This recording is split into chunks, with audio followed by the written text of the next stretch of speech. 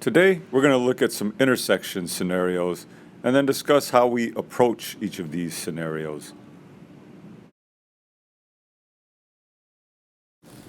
To start off with, when starting up at intersections, we always make sure we count 1, 2, 3 between the time the vehicle in front of us takes off and we take off to give us that extra space cushion. If we're turning at the intersection, we always make sure we turn lane to lane after we looked left, right, left to make sure that the intersection is clear. Another thing we need to be aware of with intersections is how we approach stale green lights. We need to pick a decision point that allows us to make a smooth stop if the light begins to change before we reach that decision point, but that also allows us to completely clear the intersection if the light is still green after we reach that point.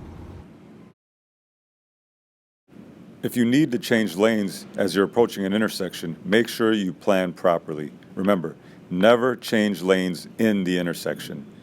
Make sure you complete your lane change either before you reach the intersection or after you've completely cleared it. One of the most dangerous things we come across at intersections is pedestrians whose intentions we don't know. In this scenario, the driver spotted this person who was walking towards the curb well ahead of time and started slowing down. It turns out he was just looking for the bus, but he could have easily been planning on crossing the street against the light.